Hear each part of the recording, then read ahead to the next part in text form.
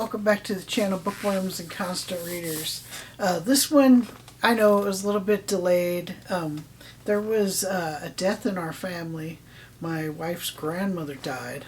I was almost finished with this book, and that's when it happened.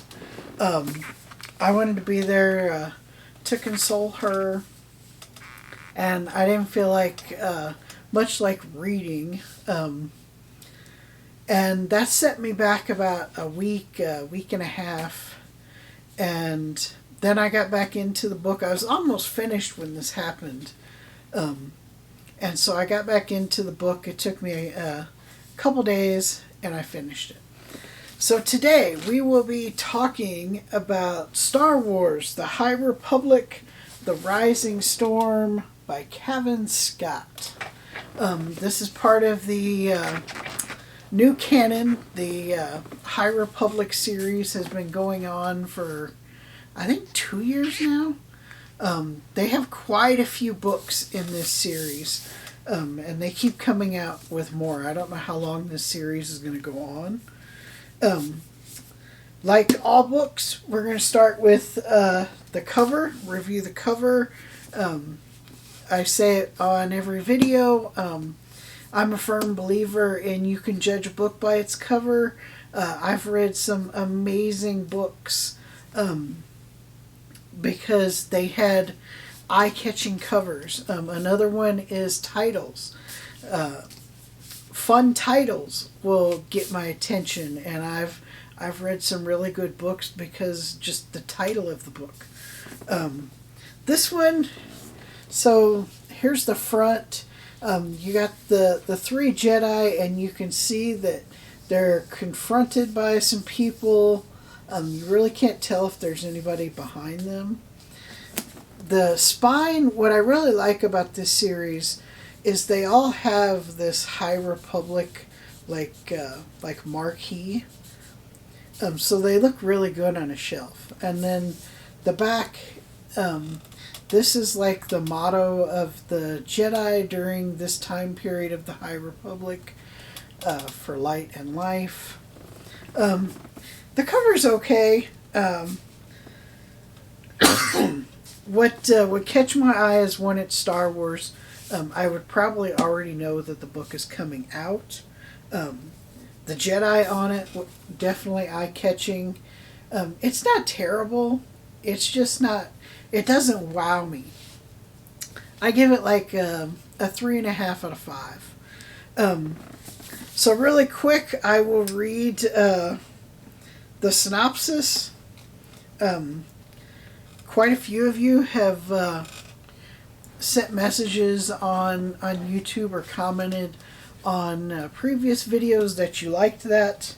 So I will continue doing that. So it says, following the dramatic events of Light of the Jedi, the heroes of the High Republic era return to face a shattered peace and a fearsome foe. In the wake of the hyperspace disaster and the heroism of the Jedi, the Republic continues to grow, bringing more worlds together under a single unified banner. Under the leadership of Chancellor Lina So, the spirit of unity extends throughout the galaxy, with the Jedi and the newly established Starlight Beacon Station at the vanguard. The celebration, the Chancellor plans the Republic Fair, a showcase of the possibilities and the peace of the expanding Republic, a peace the Jedi hope to foster. Stellan Grios, Bel Zettifar, Elzar Mann, and others join the event as ambassadors of harmony. But as the eyes of the galaxy turn toward the fair, so too does the fury of the Nil. The leader, Marishon Ro, is intent on destroying this unity. His storm descends on the pageantry and celebration, sowing chaos and exacting revenge. As the Jedi struggle to curb the carnage of the rampaging Nil, they come face to face with the true fear their enemy plans to unleash across the galaxy, the kind of fear from which even the Force cannot shield them. And that really does sum up this book fairly well. This is a direct sequel to the other books in the series. So you could read this by itself, but there are parts that you wouldn't understand because they happen. Things happen in the previous books, and it explains why this is in this book. So you really do have to read them, and I'm not going to go into the timeline because it's like always changing. I just bought a book that if you put it in chronological order, it's actually the first book of the new canon. But I've already read like 3 books in the new canon, so now I have to go back and read this one before I continue on. To give you an idea of where we're at in the Star Wars timeline, in the 1977 movie, Episode 4, A New Hope, that's what all like canon references, and they call it the Battle of Yavin. And you'll see like, but it'll say like, so many years before Battle of Yavin, BBY. And this is taking place like 231 years before that happens. So if you factor in how old Luke is, 18, 19 years old, this is like 218, I think. 217. Maybe my math's a little off.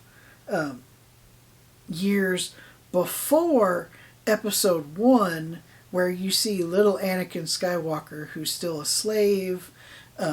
He meets Obi-Wan Kenobi, who at the time is a Padawan. So this is, 200 plus years before that even. This is as far back in the timeline as Disney will take us. The old canon, we went thousands of years before the movies to what was called the Old Republic. Disney still has not done anything with the Old Republic. So all of those stories, all of those books and comics are considered legends. It was all thrown out when Disney took over. This is all of the new canon that is in the Star Wars universe. So what did I think of this book? I really don't need to explain the plot. I think the synopsis did a really good job of that. That's pretty much what the book is about. The Chancellor is not listening to her security. She's not listening to the Jedi. She's under the impression that the Nil are no longer a threat. We beat them. They're done. Everybody is telling her, that's not true. We should, proceed with caution. She doesn't listen. They're going to throw this big fair, and the Nil, they just attack with a vengeance while this fair is going on. It's being like broadcast throughout the galaxy. So people who aren't even there are seeing the carnage and everything. And the this new weapon that the Nil have, you're just like, oh my God, what are the Jedi going to do about this? Because it renders them like useless. And that doesn't spoil anything. You find out really early in the book what the Nil are up to. And so then it's just this buildup of when are they going to use it. There's 3 things that I have with this book that I didn't like. So Cavan Scott I don't like the way he writes. He's like all over the place. There are a lot of characters in this book. I mean, a lot. And he is constantly jumping around in the story.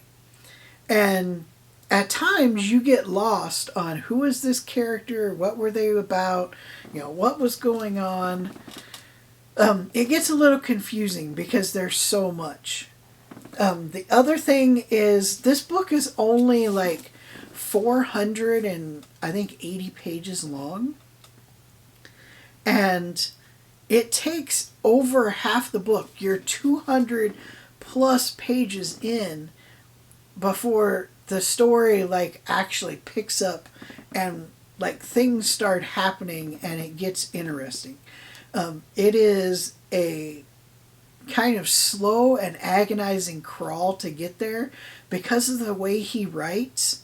There are some things that he goes into that you're like, why did we have to read that? What was that all about?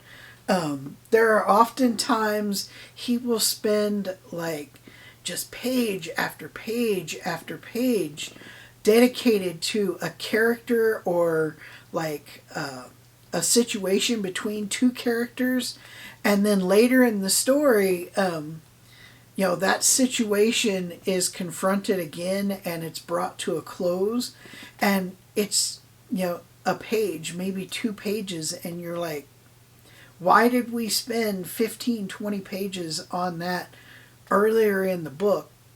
And it ends like that. So a lot of things that he does in his writing does not make sense. But if you can get past the first 200 pages, the ending of the book is amazing. And the way it ends, it's a total cliffhanger. So you're waiting for the next book to continue the story. And there are things that happened in previous books that do get wrapped up and finished in this book, which was really good. And I can't talk about those because if you're reading the Star Wars canon, it is a spoiler and it'll ruin it for you. But if you're like me, there's the previous books before this, you had questions like, what happened with that, or what happened with this character? It gets answered in this book. But also, more questions arise, so you have to keep reading the story. I think this book is for a Star Wars fan. If you're just looking for good science fiction, there's better books than this out there. And with this being a series, you really need to read all of the High Republic to understand this book. It's not really a standalone book. If you're like me and you love Star Wars, you're a fan of Star Wars, you have to read all of the books, see all the movies, all the TV shows, then it is a must read. Just as a whole, even as a Star Wars fan, I'd give it a 4 out of 5. Just as a reader, somebody who loves science fiction, horror, fantasy, I give it like a 3, maybe a 3.5 out of 5, because the ending is so good. It just takes half the book before it really like gets good. And with a book this size, that really like brings the book down, because there were times that like this should have took me maybe a week and a half to read. It took me, not counting the week and a half that I didn't read it, it took me like 3.5 weeks to read this book, because the first like 200 pages, I'm not gonna lie to you, they're kind of boring. You're just like, what is going on? Like, can something happen? And if you can get past those first 200 pages, the ending is so rewarding. The ending, the last like 250, 260 pages are just amazing page turners. I struggled through the first half of this book. I flew through the second half. So yeah, as a reader, 3, maybe a 3.5 out of 5. As a Star Wars fan, a 4 out of 5. It's not a must read unless you're a Star Wars fan and you're reading all of the canon. I'll put links in the description or links at the end of the video for the Star Wars book reviews that I've done. I am reading these in chronological order, so the next book I do is actually going to take place before this book and the previous books I've reviewed. It's actually the very first book you should read in the timeline. And if you're curious about how do I figure out where books fit in the timeline, there are a few online resources that you can check that. My favorite is called, I think it's Yoda's Datapad. If you just do like a Google search of how to read the Star Wars books in chronological order or something to that effect, you'll see Yoda's Datapad come up. Another good one is Wikipedia, but Wikipedia, oftentimes they get their timeline a little skewed. It's not 100%, but with Yoda's Datapad, they seem to be pretty accurate on where the books, the movies, the TV shows all fall into the timeline. I will be reading all of the books that are out. They're on the shelf behind me. I don't think you can see them. They're covered up with other books in front of them. But yeah, eventually we'll get through all those. We'll get to the movie books, all that good stuff. That's all I have. Till next time, read more books.